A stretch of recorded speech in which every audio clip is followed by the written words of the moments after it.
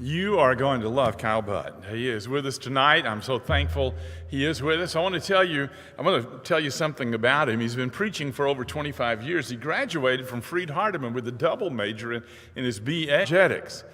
He's worked as an apologist for the last 21 years, is it, at Apologetics Press, and he's also, if I'm not mistaken, the editor of the Children for 21 years. By the way, let me tell you something else about him. He's authored or co-authored over 35 books. He's also been in 3 debates on the existence of God, and I don't know how many video projects, in not just with Apologetics Press, but with WVBS and others as well. He does some great work and is known all over the world for these things. He's been married to Bethany, his wife, for 21 years. They have 3 kids, Drew, Anna Claire, and Reed. They live in Columbia, Tennessee. I love him because, number 1, he loves the Lord. Number 2, because he is an outstanding, intelligent, but here's the thing, and I don't mean this as an insult. He's highly intelligent, but you might not recognize that at first because he takes the highest thoughts that person can think and puts them in the most easy to understand language that I've ever heard. He is an excellent communicator and a great, great person. So I introduce Brother Bill. You know, what I kind of got out of that is he's real intelligent, but he might not sound like it. Is what that kind of came across as. But maybe I misunderstood. Maybe I did. There was a guy who had just kind of gotten fed up with the rat race, and he decided that he wanted to become a monk. And he looked for monasteries that he felt like would be good, and he found one where it was it's going to be problematic right there, isn't it? Wonder what that is. Let me try this. So we found one, and it was made you take a vow of silence. Wonder what we got here. I'm going to have to get up there. Well, I hadn't done much hiking lately, but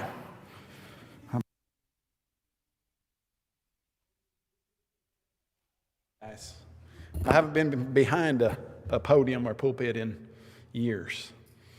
But anyway, I'm going to work through it. I'm going to struggle through it. So, vow of silence. The head monk says, what would you like to say? The guy after 10 years says, food, bad. Send him back. He goes back for another 10 years.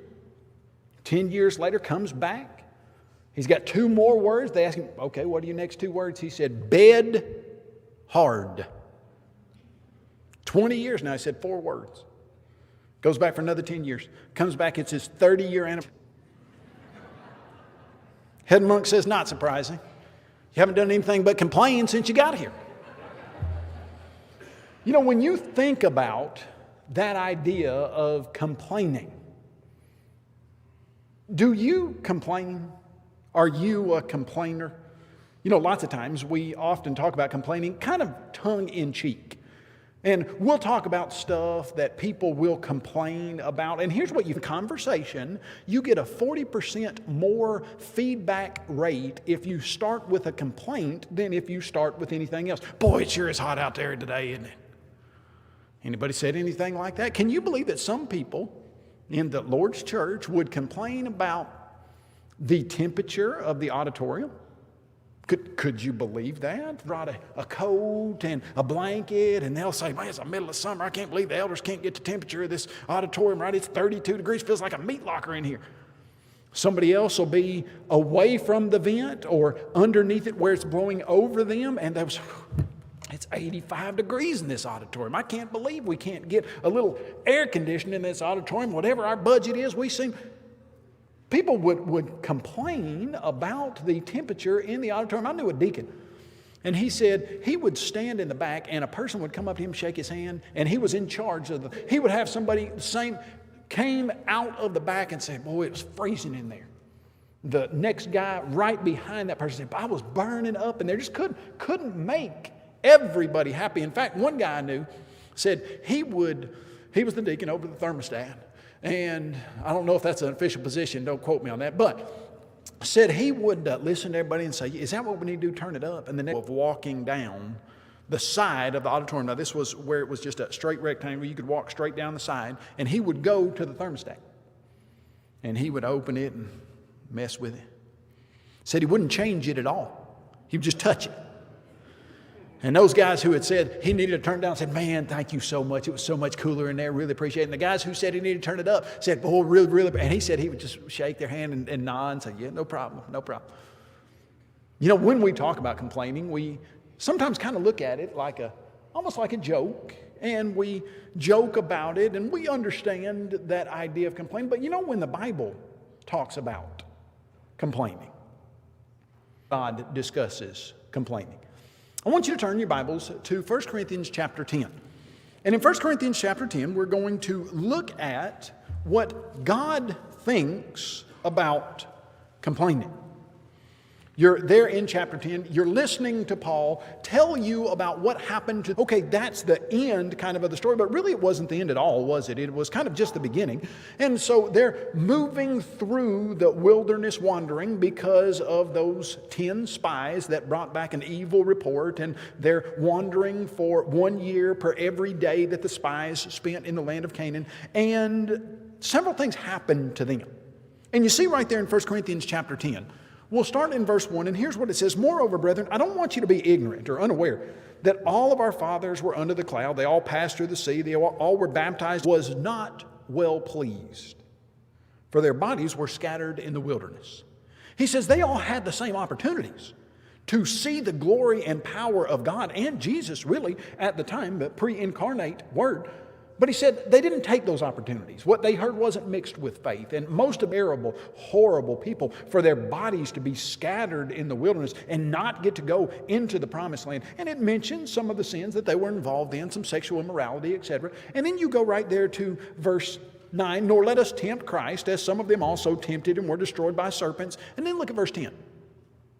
Nor murmur, as some of them also murmured and were destroyed. And the Bible says God just came in and killed them. What if God killed all the complainers today?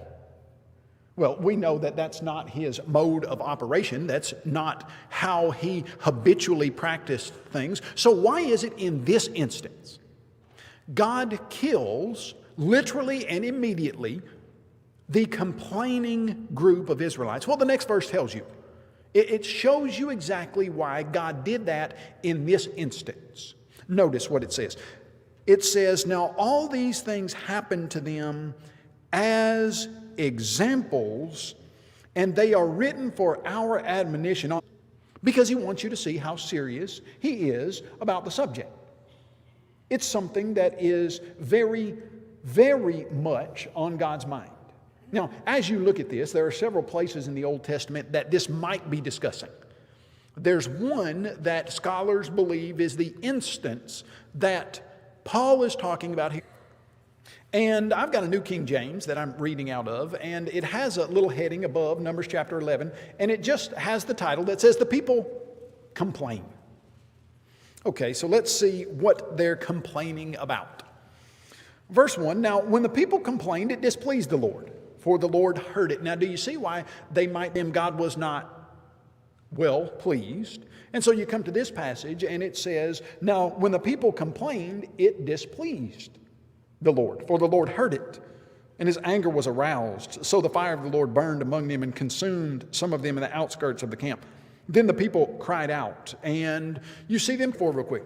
Now the mixed multitude who were among them yielded to intense craving. So the children of Israel wept again and said, who will the melons, the leeks, the onions, and the garlic? But now our whole being is dried up. There is nothing at all except this manna before our eyes. Okay, so here's the picture talking about this. And I see them sitting around a fire, harking back to the good old days. Now, when, according to this verse, are the children of Israel calling in their minds the good old days? Back in Egypt. Weren't they having some cooler weather? And then it's cold, we think, I wish it was warmer. And then when it's warmer, we think, when it's wetter, we think, I wish it was drier. And when it's drier, we think, we need some rain. You know, it doesn't really matter what situation we find ourselves in if we have a complaining spirit. It just seems like we want something else.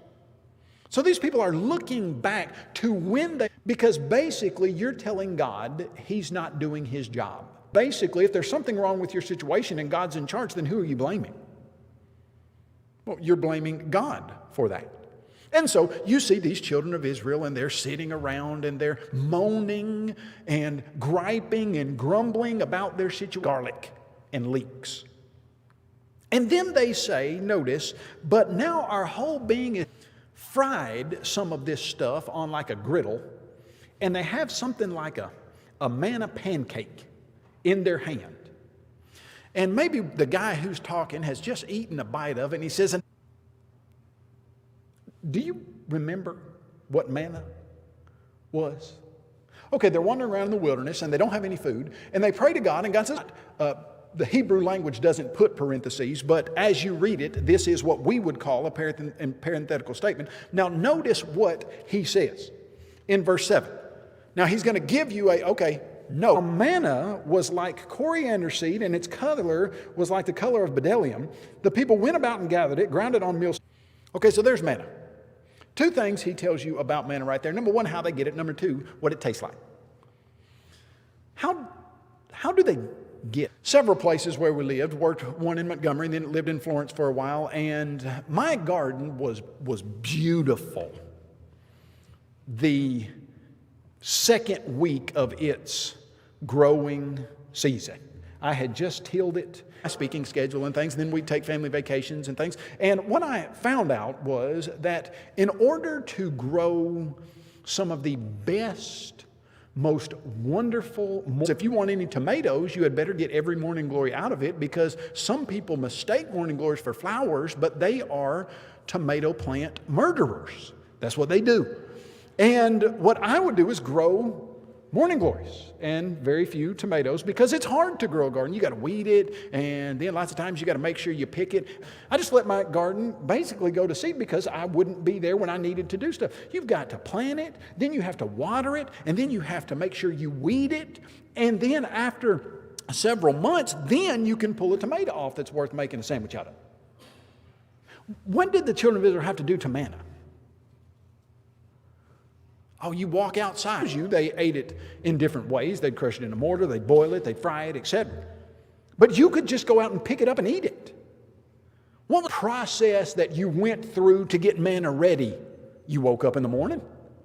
No weeding, no prep time. You just walked out and ate it. Oh, and guess what? It tastes like pastry of the land of Egypt. There are 685,000 fighting men approximately. So that means there's 685,000 women of the same age from 20 years old to about 50 years old. So you're looking at 1.3 million right there, not counting anybody under 20 years old, and didn't have refined cane sugar like we've got. They certainly didn't have corn syrup. What do you use to sweeten anything if you're an Israelite? Really, there's only one thing, honey. Now, how much honey would it take for 2 million people to get anybody's ever seen? And you'd have to empty it every single day if people wanted to eat anything that was sweet. You didn't normally have the sweet taste. And yet, manna literally tastes. Now, okay, so you've got this thing that tastes like a pastry made with honey, which is a delicacy as you're wandering around through the wilderness. All you've got to do is pick it up. And the people are sitting around wherever it is they're sitting. An onion right now, or a leek. You know what a leek is? It's a kind of onion. I preached at a little place outside of Freed-Hardeman, and it was raw onions. And he would have this big plate of raw onions. His wife would make sure there was always a plate of it. And he would take those, and he would sit over there and snap the blades of those onions off and just chew them. And they were real onion pungent, the smell, and just, you knew an onion was around when you ate. I thought to myself, this is so much better than a Krispy Kreme donut. Who thinks that? Nobody. So you've got these children of Israel in the wilderness. They've been given this stuff called manna. They want it if they want some bravery back in Egypt eating onions. And you look at these people and you think, well, no wonder God was mad at you. Well, yeah, because you don't think he's doing you right. He's wandering you through the wilderness. Well, let's think just a minute. I love a Krispy Kreme Chocolate seconds. Not more than that, or the cream will melt and leak out. About 7 seconds is about all you got. Now imagine your favorite food. I don't know what your favorite food is. Maybe it's onions. If it is, I'm sorry if this is offensive to you, but I hope maybe it is. Onions are great for some people. You know what they say, there's no accounting for taste. But imagine your favorite donut or food that you love the most. And you eat it for breakfast today. That is now somehow miraculously good for me, and I ate it all day. Okay, and you get up the next day and you eat it all day the next day. Still great. And all day the next day. Still delicious. And then a month. And then 6 months. You've been eating Krispy Kreme donuts for 6 months.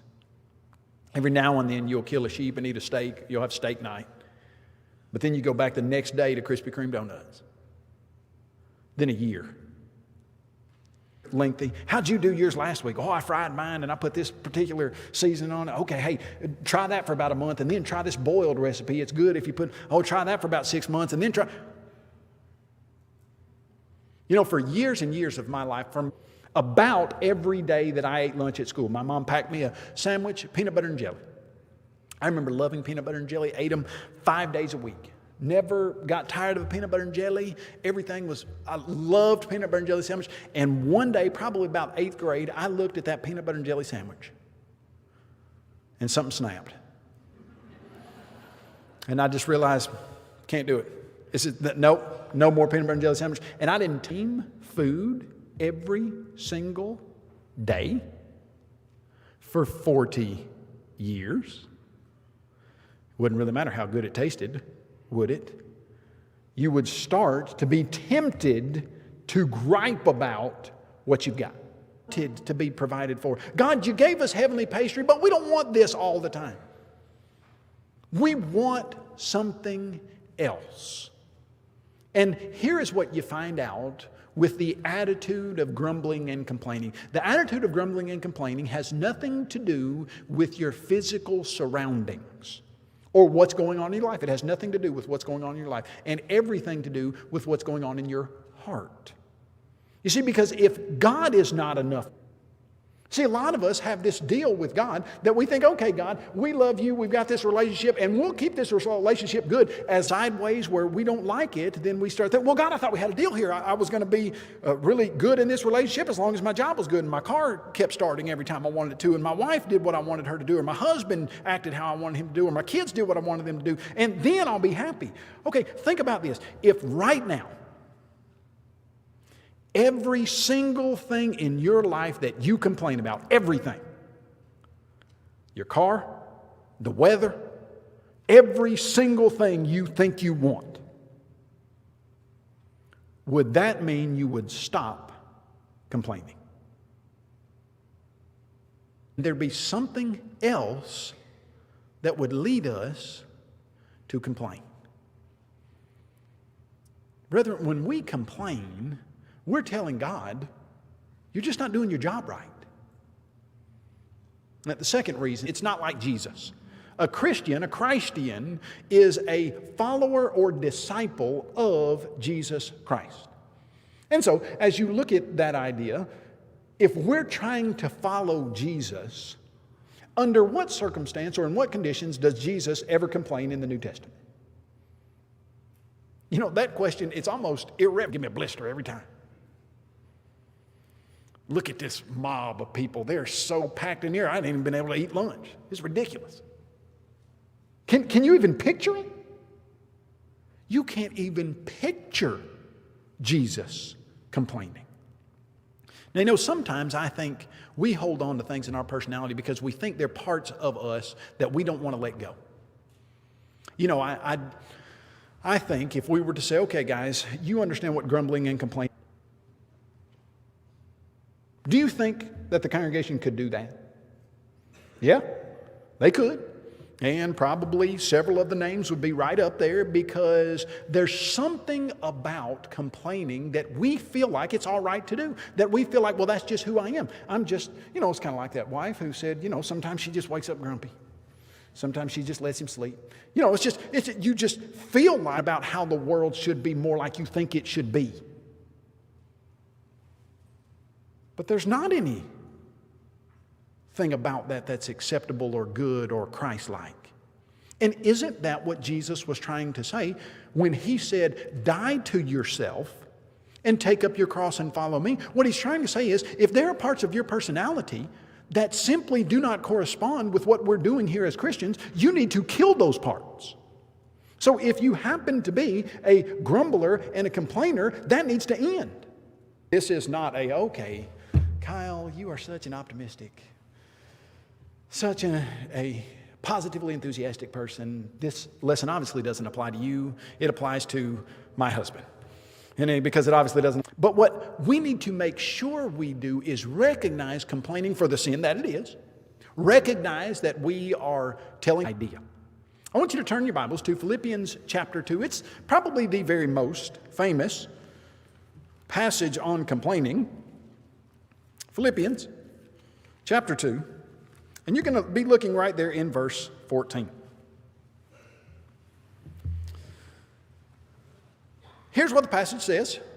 We've probably quoted it, taught it to our children on any number of, I think the Old King James says. Now, sometimes I think we have the idea that there are certain things that we will do without grumbling and complaining, but there are some things that we have the right to grumble and complain about. I mean, if you go down to Disney World and the lines are much too long for you, then obviously that's one of those times that you can grumble and complain and have a right to do so. And if you have to drive 6 hours on I-65 going south to the beach and it should have only been, we won't complain, but under certain circumstances. You know, there again, I would just reiterate, under what circumstances would Jesus ever complain? And just incidentally, who's writing this verse?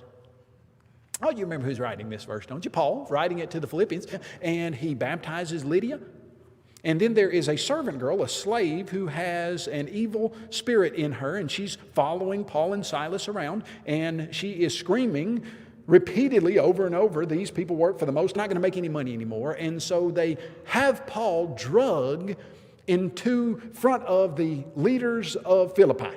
This is a Roman colony, rods. And when they had beaten them with many stripes. Now look that up. Beating somebody with a rod. And it's something kind of probably between and Roman soldiers who were really good at it would, well, in the Old Testament, the Jews could only hit somebody 39 times, 40 times, but they would only do it 39 times so they didn't miscount and go over what the Old Testament said. But the Romans, they didn't count. They just beat you as long as they wanted to. You remember what they did with Paul and Silas, don't you? After they had beaten them, and as I was looking at that, they said sometime. So they're in the Philippian dungeon in the middle of it. In Acts chapter 16, they've been beaten with rods, and they're in the stocks. You know what a stock's designed to do? I don't know if any of you do much deer hunting or driving in a vehicle where the lumbar support system is out, but if you are sitting in a single position, foot will go to sleep or something, you get kind of sore. You know what the stocks were designed to do? Stretch your back and joints out to such a degree that after you sat there for just a few minutes and thrown into prison, but they're put in the stock so that they can't even squirm the way they want to. They are forced to sit in a painful position that is the most painful that they can be forced to stay in all night long. To the Philippians. Because at midnight, of all the people who we would think from our worldly perspective that have a right to grumble and complain, who is it? He was just doing what God told him to do. He passed up Bithynia. God wouldn't let him go in there in Acts chapter 16. God wouldn't let him go in several other places. He called him intentionally to Macedonia. He goes exactly where God says he wants him to go. He preaches exactly what God says he wants him to preach, and he ends up beaten with rods and stones. Now, notice what the rest of the text says there in verse 15. That you may be blameless and harmless, children of God without fault in the... Do you know that most people complain? The world complains. Do you think the Philippian jailer had ever seen anyone who, after the punishment, they're in the stocks, having been beaten, their backs are bloodied, and they're singing praises to God, and there's not a complaint on their lips? Do you think that was novel to the Philippian jailer? You think it was different? You think Paul and Silas stuck out from or that he had with prisoners in the jail was, well, I can't believe I got to be in here. This place is disgusting. The food's terrible. It's freezing in here. It's burning up in here. Can you fix these stocks for me? They're killing my wrist. My back is killing me. Can you get me something to drink? None of that. Singing praise. And Paul says, let me show you how to be different from the world. Don't complain. What if the world saw Christians who approached life, even in their struggles, with an attitude of blessing, counting, positive, and to show the world what it looks like to recognize that no matter what happens, God is good all the time. No matter how hot it is outside, God's good all the time.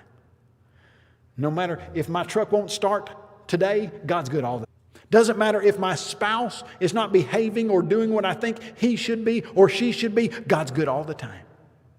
Everyone else in the world would be complaining. But the Christian says, there's a God in heaven who loves me. But you see what happened in Acts chapter 16, don't you? When he came in and he saw Paul and Silas were not even worried about themselves, but they were worried about the care and concern of the Philippian jailer, and they took him that night and they preached the gospel to him. Their